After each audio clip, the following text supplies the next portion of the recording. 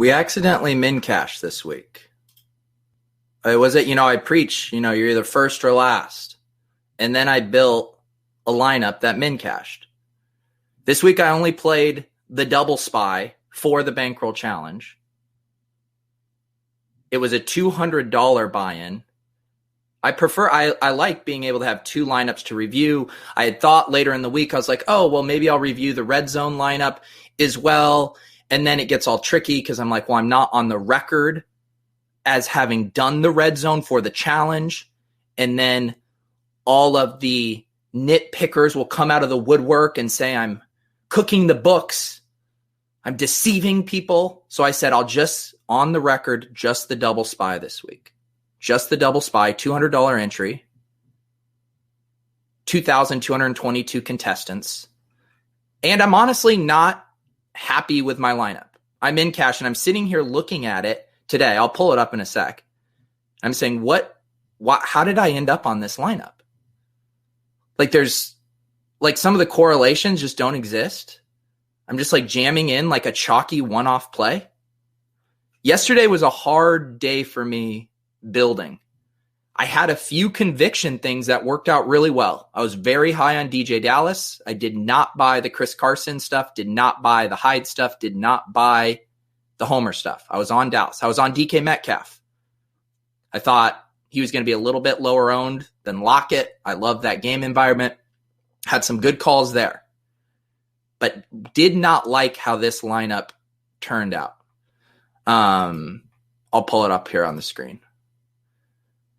So the thing that was tricky was I knew I wanted to be heavy on this Seattle game, but I couldn't get the pieces to fit from the Seattle side. I just couldn't make the Russ double stack with Lockett and Metcalf work. I mean, I could have if I, come off Kittle and just bring it back with maybe Ayuk and Bourne and try to save money that way. But I wanted Kittle. I thought if both Lockett and Metcalf go off, very good chance Kittle has a monster game too. Kind of similar to what we saw last week, right? Where it was, Lockett went off and then we saw DeAndre Hopkins have the big game on the other side. So the way I was able to make it fit was with DJ Dallas. And I didn't mind doing a skinny, knowing that DJ Dallas could catch some passes too. He had 5 receptions here, got him at 3.6%. I think this was one of those few times where having my hand in the dirt, grinding the news reports, actually got me on something that the field didn't end up getting on. Glazer had the report right before lock that Homer might not even play. And when that report came out, I thought, oh man, at least 10% of the field is going to late swap to DJ Dallas. I figured maybe there were a decent amount of teams that had used Tevin Coleman at 4,000 as a placeholder. Maybe people had left $500 of salary with Kendrick Bourne to get to Dallas. But then when inactives came out and Homer was in, I think people were still nervous about Homer and Dallas being in a split. And honestly, what sold me is I had read that Homer barely even practiced Friday, that he was still very questionable. The team didn't want to push him. It seemed more like an emergency back situation. I felt confident about Dallas. I was reading quotes that, hey, he wanted to have all the reps at Friday's practice. And Pete Carroll said, whoa, we need you for Sunday. We're not even going to give you all the practice reps to keep him healthy. So I took a stand on DJ Dallas. That worked out nicely at 4,000 to get a back who's going to see the majority of the touches on one of the best offenses in one of the highest total games of the week at a near stone min price, I believe, for running backs. 4,000 is as low as it goes. At 3.6% ownership, sign me up. Now, the issue with this lineup that I'm now upset at myself for is I'm fine bringing it back with Ayuk and Kittle. I mean, I feel good about that. I don't know what the hell I was doing playing Mims as a one-off in this lineup. I don't know what I was doing. I say it all the time. I say, don't play chalky one-offs in a lineup, and I did it. I didn't have the salary to get up to Berrios, but this should have definitely been Berrios if I did want to play a one-off there. I honestly don't know how I let this get through. I think what happened is I was having such a hard time getting the pieces I like to fit together that when one construction finally fit. $0 left. I got all the pieces in and used all my salary that I just completely threw out the window, that there's no reason to ever play a one-off chalky Denzel Mims in this lineup. I should have played Jacoby Myers. I should have played Braxton Berrios. Anything other than the chalky one-off there. That was a bad play by me, and I honestly don't know why I did it. Chase Claypool, at least, even though he's uncorrelated here, we've seen him have these games where he goes nuclear, where no one else in the offense gets involved. He's getting rushing touchdowns as well. So I don't feel like, hey, if Claypool pops off, it means you have to have Roethlisberger too. I don't mind the Claypool one off. Would ideally like to see it correlated.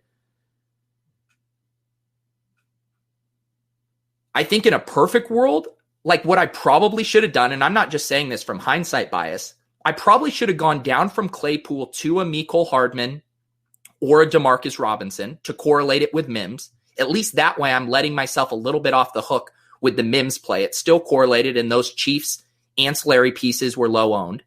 And then with that extra savings, I can probably push up off the Hunt chalk.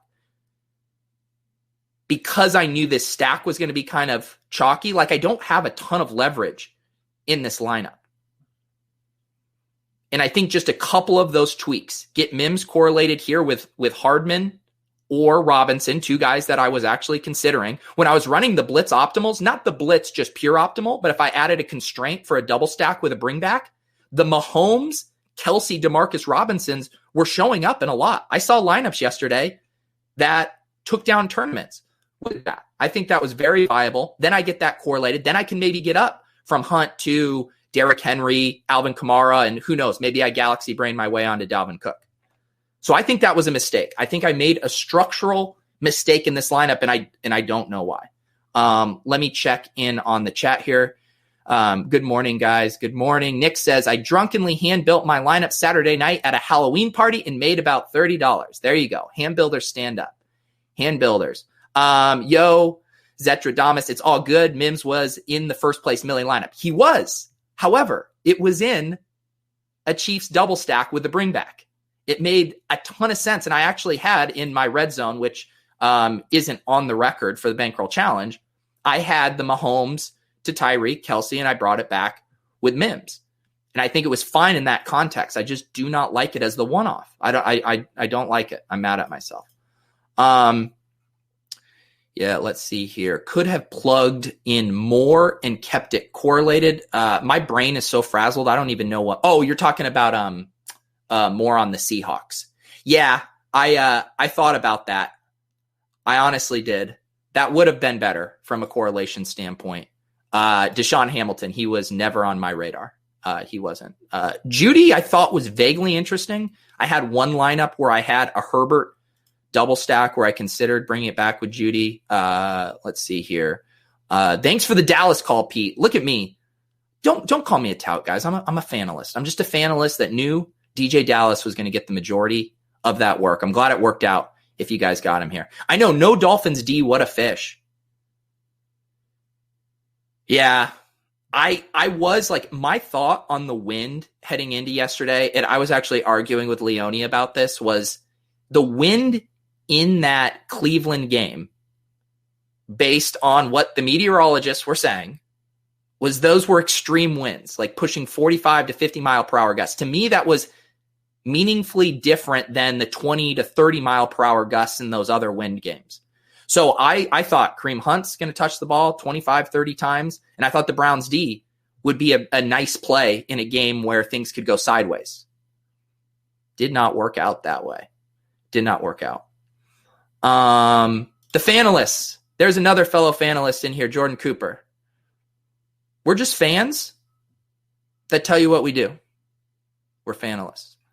All right. So yeah, I think I made some mistakes with this lineup. An interesting thing, I was going to show you guys this lineup in the red zone. It is not on the record for the Bankroll Challenge. I will go to the spreadsheet here. I did update it ahead of time, so I'm not having to do math and type in things live on air. Unless that has like some kind of Monday morning ASMR effect for you guys where you like watching me, update my very rudimentary spreadsheet with some of these very simple Excel codes and functions. If you want that, I will, going forward, update the spreadsheet live in real time for you sick, perverted weirdos. But today I did it ahead of time. Cash line 151.22. I min cash here. I don't even get the double buy-in min cash. It's a 1.5x. I mean, I can't even truly say min cash Pete is back. 1.5x Pete is back. And I'm not just talking about how I listen to my podcast, guys. 2,222 people. So it was the size of the smaller SPY, but it was the double SPY this week. So you pay double, you get less entries. A funny thing, this lineup I had in the red zone, which I'll talk about real quick here, this Mahomes, more traditional double stack, get some chalk RBs, correlate Brandon Ayuk and DJ Dallas, yada, yada, pretty standard lineup. This lineup, 175.94 points, was duped in this SPY. Because I was trying to see, where would I have finished if I had played this lineup in here? And I said, how is it this lineup was dupe? I would have duped. Can you imagine duping in a 2,222 person contest? I mean, some people can imagine duping in a 30-person contest, but I personally can't imagine duping in a 2,222 person single entry contest. Who would have thought? Who would have thought I could have gotten duped there? This lineup, like I said, made a lot more sense. Mahomes, premium, double stack, bring it back with Mims. I consider it again, Barrios, but I just thought Mims had more upside as the stretch X, more athletically gifted guy. Barrios, who's the PPR machine. Did he end up with more catches than yards yesterday? It seemed like he was on that pace early on. I love the little Ayuk DJ Dallas correlation, trying to capture a ton of touchdowns from that game if that game doesn't go off. There's lots of paths to Brandon Ayuk scoring and DJ Dallas scoring that don't necessarily involve the quarterbacks going nuclear, so I didn't mind that. And then I ate some chalk. I forgot. I mean, I literally made a cake that said Chalktober is over. And yet I still played Kareem Hunt and Jamal Williams on November 1st. What am I doing? Travis Kelce at 6.8%. That's wild. Most of the ownership projections had Kelce and Kittle pretty close. If you can go back and tell me pre-lock about these ownership discrepancies on Travis Kelce at 7.6 versus George Kittle at 24.5, hot damn. This double stack actually starts to make more sense, too, if I play Kelce. I could have gotten the Mims-Kelce correlation there and leveraged some of that ownership. Another mistake. Again, I wanted the premium double stack with Russ, but I'm at least saying if I would have worked in some correlation here and maybe saw that the ownership could be that disparate between them, although, again, I don't know how I would have realized that. That really surprised me that Kelce was so low owned. Leone won the Thunderdome. The only person to roster Travis Kelce in there. All right, I always get behind on the chat here when I go, you had that same lineup too, Ace Boogie? Look at me. Petey dupes. I'm just a slave to the optimal, just rolling out the chalk. Petey dupes, jamming the best plays. Who gives a crap? Barrios had 8 for 34. Full point PPR. You gotta love it. I honestly don't know. I think people, like when I would talk about this game, you hear people say, I don't want to play the Jets. I don't want to play any Jets. It's gross. Like people I don't think could envision a scenario where the Jets kept the game close. Here's the thing. That actually ended up being a reasonable thesis. They didn't keep it that close. They didn't score a touchdown. But the implied team total from Vegas, spot on per usual. They had him at 35 implied team total. Patrick Mahomes throws 5 touchdowns. Vegas knows. And the reason it worked is because they were so affordable. The reason a guy can win $1 million with Denzel Mims is because at 3,200, it doesn't hurt you if he only goes for 6.2 points. I believe I saw Levitan say he had 2 of these catches for 42 yards just in the first quarter and then did nothing the rest of the game. Adam Gase, free us. Free us from your tyranny. Giving Braxton Berrios and Frank Gore touches. Jeez. Let's see here. Yeah, I think this was the narrative. But again, like I said, if you just go back to that team total, we're projecting them to score 35 points. We don't know how they're going to get there. Could it have been some rushing touchdowns? Sure. Could it have been a defensive score? Sure. But there was a lot to go around, and it made all of those plays viable. Demarcus Robinson hit. Mecole Hardman hit. Tyreek Hill hit. Travis Kelce hit.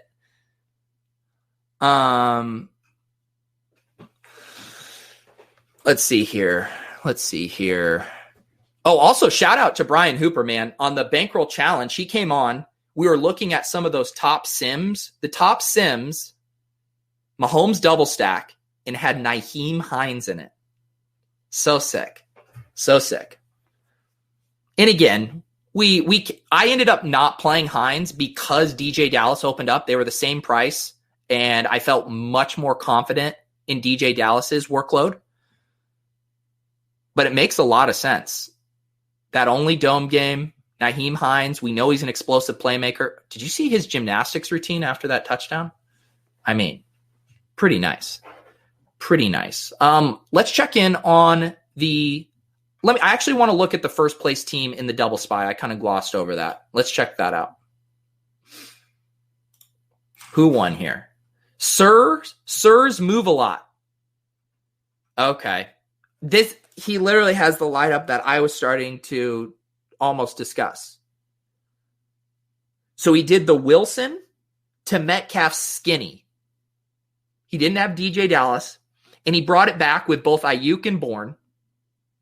Faded Kittle. Did the DeMarcus Robinson one-off here. I guess that's not correlated with anything. And got two really nice running back ownerships. I needed to have more Kamara. If I would have known he was going to be under 20%, I should have been looking at Kamara more.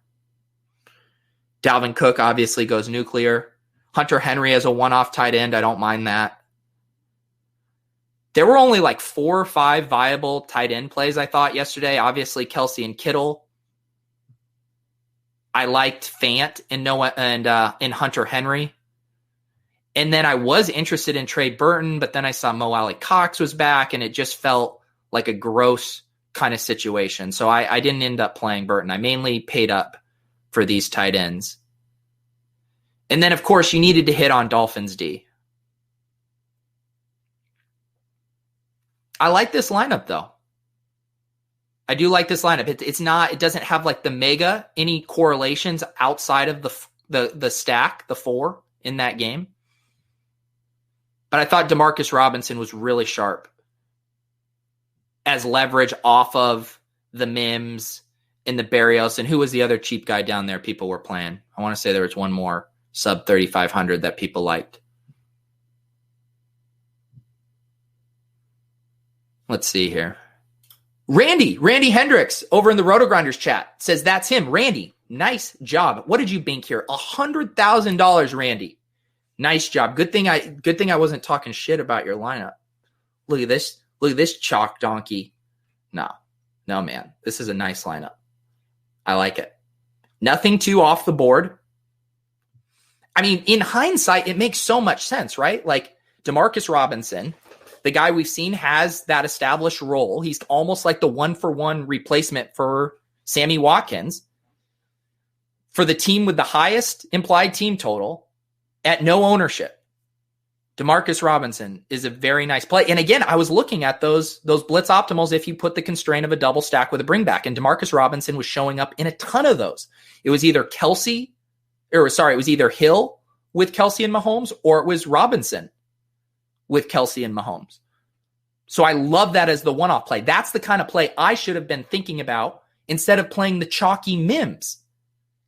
Like, what was I thinking? Why do I do that? Mims as a one-off at 30% ownership. What the hell?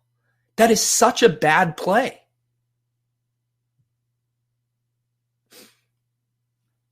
Sorry, let me go back to Sir Moves a Lot lineup. Congrats. Kamara,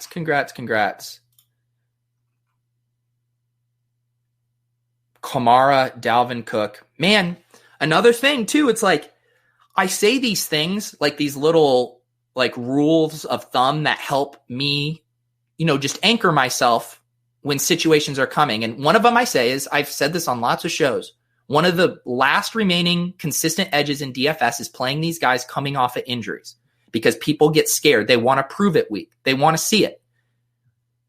I was reading the quotes all week. Mike Zimmer said, Dalvin Cook's good to go. He's good to go. Are there any concerns about his workload? No, he's good to go. Didn't even have him in my player pool. I got scared off because he's coming off an injury. And again, I'm not saying, I messed up because I didn't have him in this one specific lineup. I'm just saying I didn't have him in my player pool. I didn't have him in a single lineup.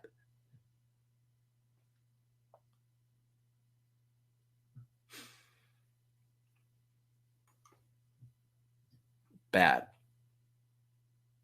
Very bad. All right. I want to check out the Bankroll Challenge League. Here's the deal. I made this 150 people this week because last week I made it 200 and I had to do some last minute promoting on Sunday to get it filled. And nothing tilts me more than having to shill a listener league on Sunday mornings. Nothing. So I'm going to keep making it 150 until it fills like 2 days in advance, 3 days in advance, and then we'll boost it up to 200 again. I can't. Should I just be able to stomach having to do those tweets, so at 200? Probably, but I have too much pride. I can't do it. I can't go tail between my legs, DMing the listener league link to my friends. Hey, will you get in this league so it fills? I can't do it. I can't do it. I'm willing to embarrass myself in a lot of things, like playing Denzel Mims as a chalky one-off, but I will not shill a listener league link multiple times on a Sunday morning. Sorry, this was more a conversation for me. You just happened to hear that. I was sad it filled on Friday and I didn't get in. I'm sorry, Willis. That's the thing, man. This is actually the true thing. DraftKings just needs to allow contest resizing. They don't allow it for contests over 20 people. They don't let it auto resize. So if you have 199 out of 200 and it doesn't fill, no contest. I don't think about chalk one-offs enough. Do you try to make sure chalk is almost always correlated? That's how I think about it. Intuitively to me, if Denzel Mims pops off, I feel like most of the time that means the Chiefs stacks are winning all of the money there. Because that means the Jets are scoring. It means Mims is a big play receiver. It means they're probably scoring fast. It probably means more possessions. The Chiefs keeping the foot on the gas more. And the Mahomes stacks crush. So like when you follow the logic of a chalk one-off smashing, it normally means that passing game is as well. Like similarly, I did have that line of thought for Kendrick Bourne. I was like, I don't want to play Kendrick Bourne as a one-off because Jimmy Garoppolo is extremely cheap. And if Kendrick Bourne has 2 touchdowns and pays off that price tag in ownership, Jimmy Garoppolo is going to be the optimal quarterback. So then it's like, well, just play Jimmy Garoppolo in that case or play Russell Wilson and Bourne coming back. So that was kind of how I think about it. And that's why I think the Mims thing was bad. Matt Hudson came in dead last in the Bankroll Challenge. That's what I like to see, man. Oh, that's you, right? Mizzle Fries? I think that's you. I did got to shout out Miguel. Miguel sent me a message last night and he said, dude, are you going to shout me out on the stream for winning this? And I said, hell yeah, Miguel. Patrick Mahomes to Kelsey and Robinson. That's that double stack we were talking about. He brings it back with Berrios. Look at the ownerships he's got on those. Really, really nice there. He plays Jonathan Taylor, which didn't work out, but he correlates it with the Colts D, and he got some nice points there from a 2.7% owned D. He played DK Metcalf as a one-off. He played Darnell Mooney as a one-off, and Derrick Henry as a one-off. I normally would probably try to have a little more correlation, or at least one more second, but I don't fault him for this lineup. I mean, he got in some studs there for sure. Nothing too chalky. I love having the stomach to go 4 wide receivers in the flex. I know for some people that's still a hard thing. We like the safety of those running back touches in the flex. I thought that was a super nice play there. Nice lineup, Miguel. I liked how you attacked this game. I dig it. Man, Jonathan Taylor hurt. I was going to show you guys a FanDuel lineup I made in the RotoGrinders Single Entry series. Might as well just pop over there real quick. So they got the RotoGrinders Single Entry series going on over here. I rolled out. I knew I was going to have a pretty chalky double stack. I was going to do the Garoppolo, Ayuk, Kittle, bring it back with Metcalf. And so I said, how can I get unique in here? How about a little Kenny Golladay, Jonathan Taylor mini correlation? They'll be unowned. They're in the fast track, the dome, no weather concerns, low ownership. We'll win the RotoGrinders Single Entry series. They'll feature me in the newsletter again. I'll be the cover boy. I'll be receiving DMs from everyone. Thank you so much for being an ambassador to RotoGrinders and taking first place in the 200K Sunday NFL Cover 2 Single Entry series presented by RotoGrinders. That's how I envisioned it going down. But then Kenny Golladay got 0 points. And I guess we're back to the drawing board. I did play Marquise Brown as a one-off, and Green Bay Packers, really nice defensive play for me. Got them at 5.2% ownership, 0 points. Always nice to take a double bagel in your lineup. Always nice. Anyways, I want to go back to the Bankroll Challenge. You guys are sharp in here. I had the same lineup in the SPY where I cashed. Where is my lineup in here? Okay, same lineup that Russell Wilson won. I don't cash in the Bankroll Challenge League. I cash in the Big SPY.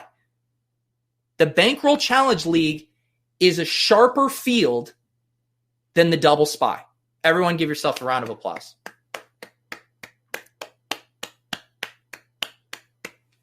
You guys are too sharp. I can't even cash my own league. I have to run to the double SPY to cash.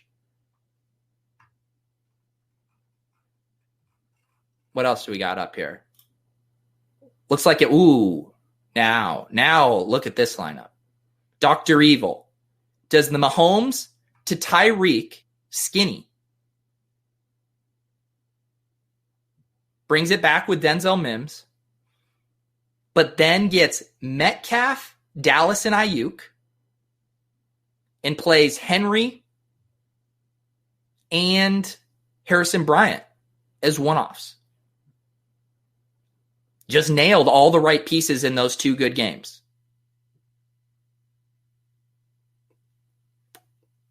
Definitely it's hard. It's hard for me not to get on Kelsey if I'm doing Mahomes stacks. Like his workload and his role is just so locked in and so consistent that it's hard for me to not go Kelsey and then cycle through one of the receivers as the secondary stack. And all of them would have worked this week. But you can see why he had to do this to get up to Henry and Metcalf, paid up a little bit for D, had to save some salary in a couple spots. And of course, I love the DJ Dallas play. Again, 7.3% in the Bankroll Challenge League. And what was he in the double SPY? 3.6%. You guys are 2 times as smart. 2 times as smart. Double SPY? No. Double the intellect. Bankroll Challenge, guys, too sharp. Let's check in on the chat here. This was a good lesson in not filling out in the early games. Yeah, I mean, I don't know. I guess I don't know exactly what you're saying, but I do think leaving room to work DJ Dallas in made a lot of sense. Like a couple of the kind of 2v2s and things I was considering was you leave, if you have DJ Dallas in the flex. Let's see. Let me go over here. Well, first of all, you could have played Tevin Coleman if say Chris Carson was active. If you had him in the flex, you could have gone down to Kendrick Bourne. There were pivots you could have done with Kittle in Ayuk, depending on your lineup configuration. And then the other thing you could have done was leave $200 on the table and get up to Hunter Henry as well. So those were situations that I was thinking through, just to leave yourself outs in case. And I could have had this lineup. I just used the 2 running back slots here, so I didn't have the Hunter Henry play. But I do think it's important to think through those factors. But I felt pretty confident once we got the Glazer report right before lock that Carson and Hyde were going to be inactive. I didn't feel like I had to leave myself quite as much optionality with having him in the flex. I know it's hard to look ahead, but do you think there is an edge in playing Tua against Arizona with Parker? Man, that is so far in the future. I can't even fathom it. But yes, sure. I think anyone against Arizona is pretty viable. They speed up games. Although it is very hard not to, if you're targeting an Arizona game, man, it's hard not to just have Kyler. Because he's showing us, I do this podcast, Splash Play podcast with Chris Spags, and we were talking last night of like, who now that we're 8 weeks through the season, who are the trends that have emerged? We've seen in previous years, like Christian McCaffrey 2 years ago, Lamar Jackson last year, where it's just like their role in their ceiling just can't even be reflected in salary and ownership properly. Like they're just breaking the salary cap basically. And I was trying to think through, I don't think we have anyone that's exactly like that this year, but Kyler is pretty close with what he's doing rushing, with how fast they're playing, with how much their defense is giving up points. I mean, Kyler is getting there. DK Metcalf, I'll say with this, one Seattle wide receiver. Like they feel like the Godwin Evans this year, where it's just like one of those guys is going nuclear each week. We don't really have that locked and loaded bankable guy at running back this year where you just have to go to each and every week. There's one more that we talked about that I was forgetting too. Let's see here. Oh, that was it. Yep, that was the one. Devontae Adams, 20 plus points every week. He's his role is crazy. It was actually interesting. I mean, he only had 56 yards receiving yesterday and 3 TDs. And you look at all of these, winning lineups. In my head, I would think, oh man, you got to have Devontae Adams. But even at lower ownership, because he was so expensive, he didn't find his way into a ton of optimals, which I thought was interesting. I mean, obviously a great play, but when you're checking the leaderboards here, I mean, we can go check. Let's see if we can find any Devontae Adams teams. Sir Moves a lot in the chat. No Adams. No Adams. No Adams. No Adams. Would this be fun if I just did this all day? No Adams. There's an Adams. There's an Adams. And then we got to see what did he have to do here to get to Adams? Well, had to punt a lot. P. Ryan at 4,300, Mims at 3,200, and Albert Okui-Bunam at 4.6%. I don't know how some of you sickos got on Albert Okui-Bunam. I believe 2 people had rostered him in the Thunderdome. That's a level of galaxy branding I could have not gone to. I mean, my buddy Davis Maddock keeps touting Albert O, but I thought it was a bit. Again, I think you can always punt it off at tight end, but I just really didn't think he had a role once Fant was back fully healthy. But he made that one target count, and he correlated it, at least with this Keenan play. And he did get in the Cook-Adams correlation, which was nice. He just had to make some thin plays to get there. But obviously it works out. 200 finishes in 6th for 10K. I'd say that worked out. Just fine. We got add more funds in the chat. Imagine him playing Dallas over LaMichael. Yeah, well, I can't imagine it, but he also won $10,000 and I 1.5 min cash. Shout out to Add More Funds. I went on their stream on Friday night. They do it Friday night at 10 p.m. Eastern. We got Matt and Bime4 over there drinking whiskey, talking sports. People in the chat, I think, were very upset. Someone said, do you guys not talk college football anymore? It was like, no, we didn't talk much sports at all. Check out Add More Funds. Good peeps. Let's see here. I know hindsight is 2020, but did you have any builds with Darnold, Mims, and Tyreek Kelsey bringbacks? It's funny you say this. I did not, but Leone was floating it in our chat for our Tilt Space lineups yesterday. We ended up playing 3 entries in the Mega Millionaire, and then we put that in a smaller $200 3 max as well.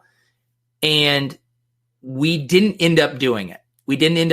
But we talked about it because you could do a lot of interesting things once you punted it off with Darnold.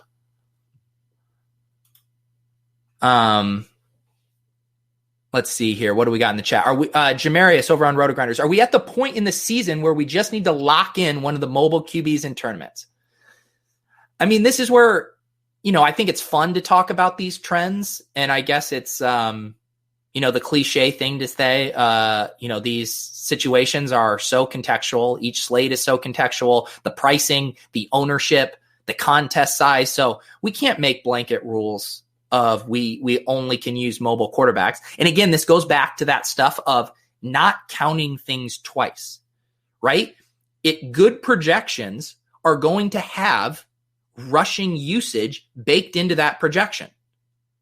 So you're going to be able to go and see, and you can sort in Lineup HQ by best points per dollar play. And yes, in general, will you see the quarterbacks with the rushing floor up near the top? Of course, it's baked into the projection. But I don't think you want to count things twice. Like, you wouldn't just play a quarterback who has some rushing equity over, say, Matt Ryan, if Matt Ryan has more projected points or whatever. You see what I'm saying? Like, the ownership, or not the ownership, but the projection is already baking in that rushing floor. So just make sure you're not counting it twice.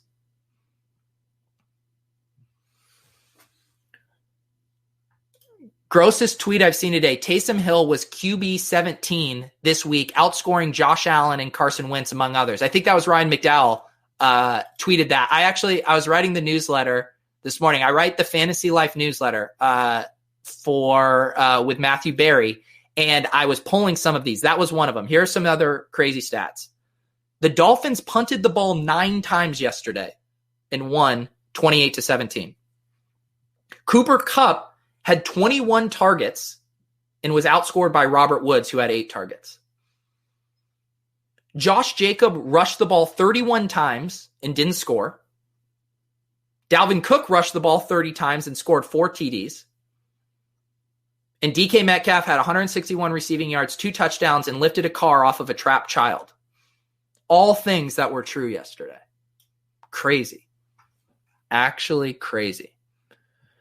Kupp had 21 targets. Yes, for the people in the back, Cooper Kupp had 21 targets. He was in the air yards by a low model. Oh, man. Should we see what won on FanDuel here?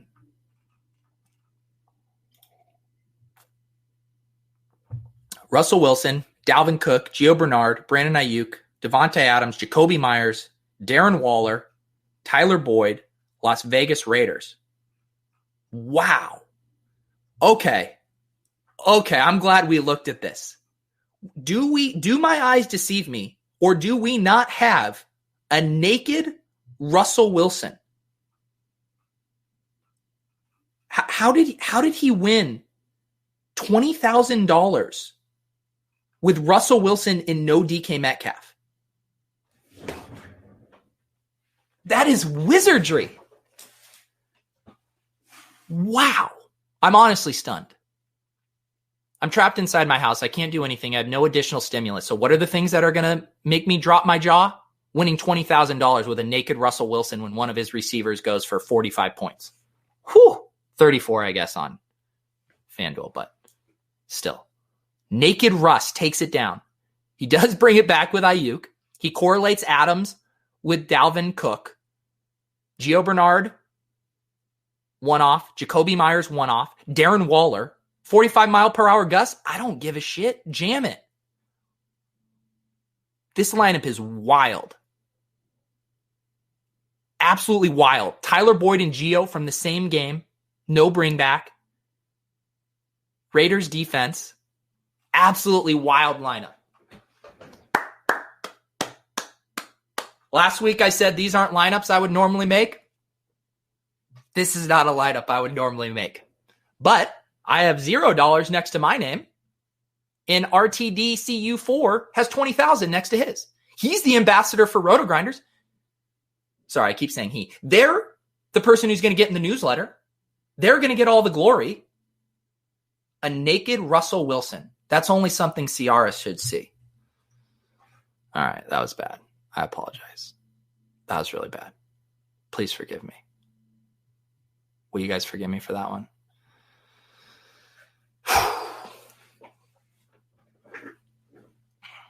Send the FBI in. This dude has a time machine. Once the FBI is done arresting Soccer Dave for continually talking about his best ball teams on Twitter, they need to head over to RTDCU4s and put this individual in handcuffs.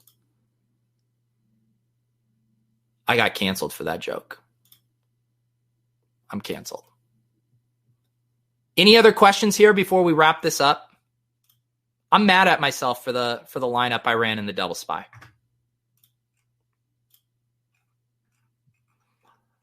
I think I did some things right. I did not give myself a chance to win first place this week. And that's what I say I'm trying to do every week. And I failed. I'm still trying to tweak my Sunday morning process. It's hard. Still trying to marry that all of these things where I have my spreadsheet and in the stuff I'm looking at. I'm trying to check the different optimals to make sure there's no like smash points per dollar plays that I'm missing. I'm, talking to Leone and Hoka about our tilt space lineups.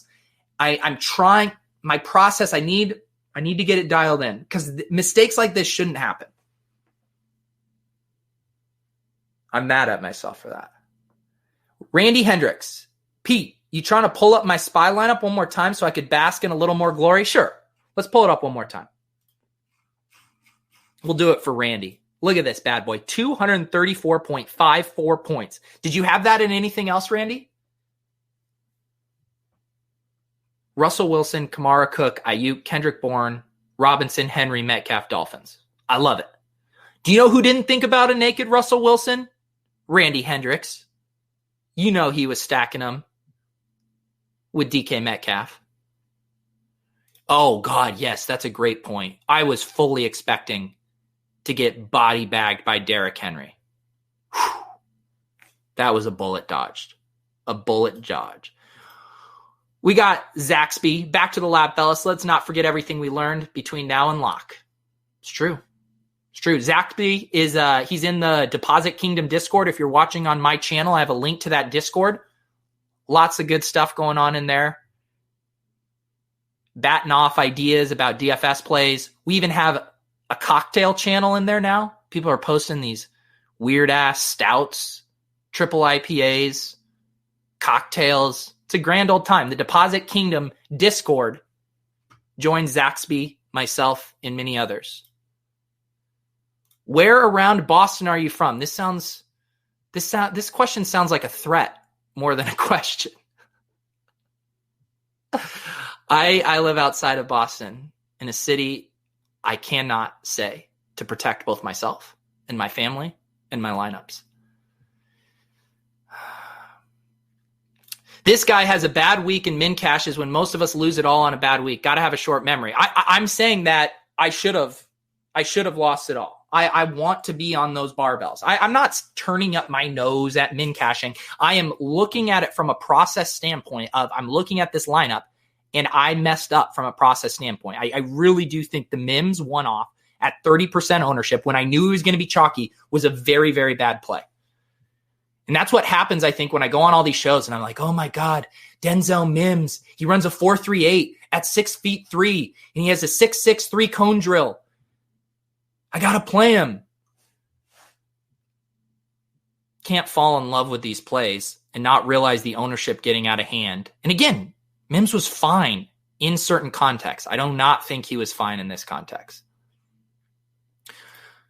When are you willing to throw in a one-off? Are you ever playing anything not correlated? No, that's what I'm saying. I'm willing to play a one-off. Like I think Chase Claypool as a one-off here is a solid play. I think at this ownership, with his ceiling at this price, he even has a little bit of rushing equity, which you don't need Big Ben to help you get there. We've seen him pop off in a way where he's negatively correlated with the rest of the wide receivers where no one else does anything. So I like the Claypool one-off. I think the Mims one-off is awful. Yeah, check out the Discord. There's good stuff going in there. I think some guys even hopped on a video call or a voice call on Saturday night. I don't know if that actually went down. Someone let me know if that went down. Yes, I live in Chalkville, Mass. Chalktober is over, but my family moved to Chalkville, Mass. It's great. White picket fence, Denzel Mims, mums and Mims in the yard.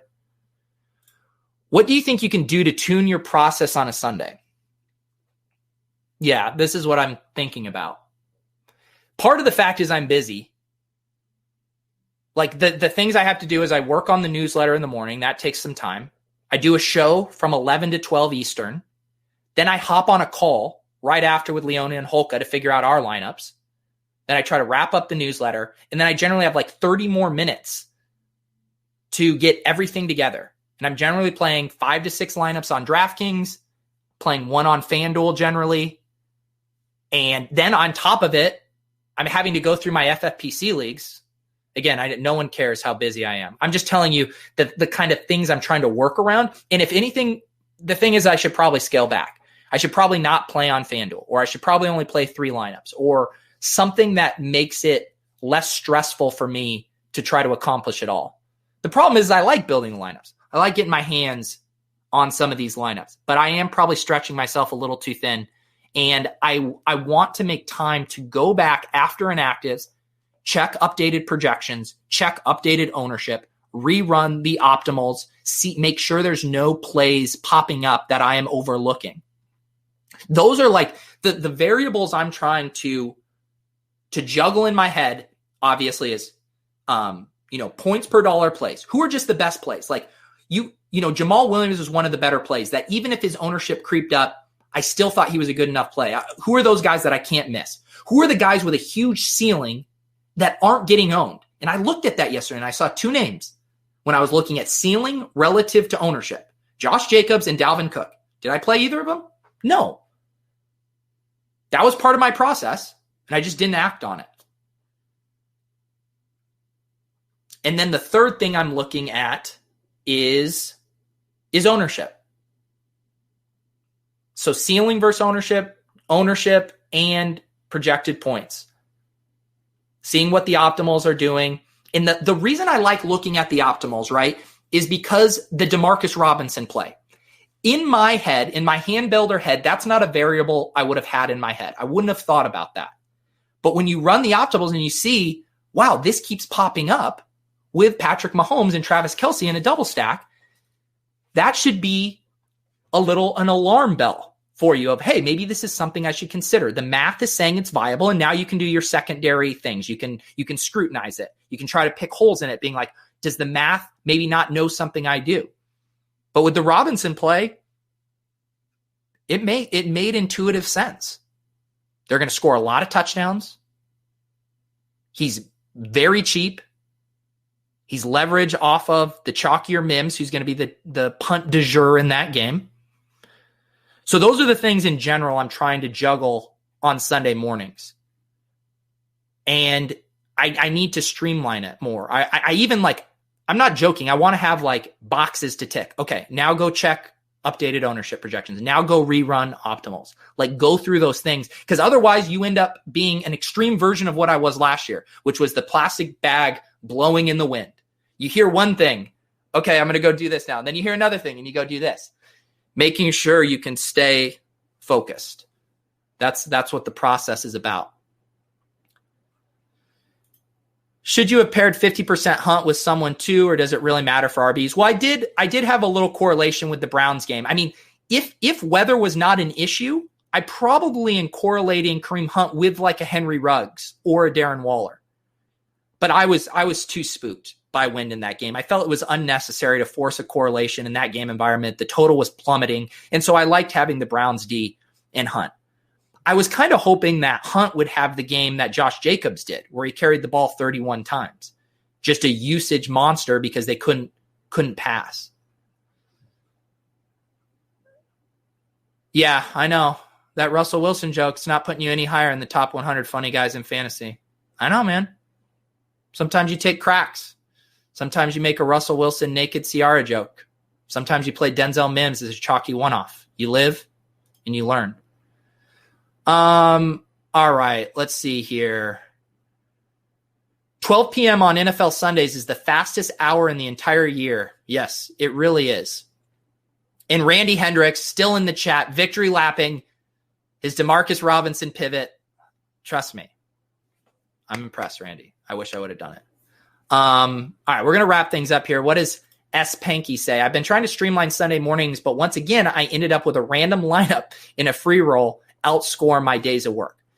This is the one thing about that, guys, is I would say, like, make sure whatever your bankroll is, whatever contest you're playing, make sure you are able to put a lineup. Say you're making 3 lineups. Make sure you're able to put those in a couple of contests. Like what I generally have been doing is I've been building 5 lineups. DraftKings has a $33 5 max. And then I have my single entries. I've been playing a couple of the spies, a couple of the red zones. So I'll put the 5 lineups in the 33 5 max. I'll sprinkle those around into some higher buy-in single entry. And then I'll also put them in some lower buy-in 3 max and single entry. There's the $12 single entry. They have a $27 single entry. They have the $8 Engage 8. So I have each of these lineups in 3 or 4 contests, with the idea being like, if all the stars align, everything comes together perfectly. We know how hard that is to do. Let's make sure we're capitalizing across a few contests. And if you don't have the bankroll for that, I would say you should probably scale down and not be playing in such a high buy-in single entry where you can't afford to put it in others. Because then you're just kind of shot taking versus really being able to capitalize on building a really good lineup. And another thing you can do with that is check the contest size. Say you put it in a 2,222 person contest, toss it in a 500 person contest as well. Compare the results. It's like if you won 50 max, I've seen Smiz do this screenshot. You won 50 max the Millie Maker and you won 50 max the slant. Your profit in the slant is going to be so much better because it's such a better payout structure and it's a smaller field. So you can mess around with that. You can have the same lineup in different contest sizes. Obviously, you are catering your lineups generally to how big the contests are, but I think there's a range of entries where one lineup could still totally be justifiable in multiple different tournaments. No, I'm just giving you a hard time, Randy. Honestly, sick team. Very sick team. Yeah, and it's honestly, it's very fun when people who are watching the shows and stuff have good lineups. Corey Volk, shout out to him. He finished second in the big red zone yesterday, I believe, for $25,000. He was with us watching on Tilt Space. Leone ships the Thunderdome. Love to see it. We got Randy Hendricks in the chat, shipping first place here in the double spy for $100,000. Sick. So this was fun, guys. I will do another plug for, if you guys missed the show on Friday, I did with Brian Hooper, Brick 75. Again, these shows that I'm doing on Fridays at noon Eastern are very evergreen. There are some, we do talk about the slate a little bit, but it's honestly just pieces to help us talk more theoretically about DFS strategy. So I do really think those are evergreen things you can go back and learn a lot from. And what was fun about doing that with Brian is he's approaching it from a very analytical, math-backed, projections-backed, sim-backed process, but then talking through how could we apply these things to some hand builds. And I thought that was really informative.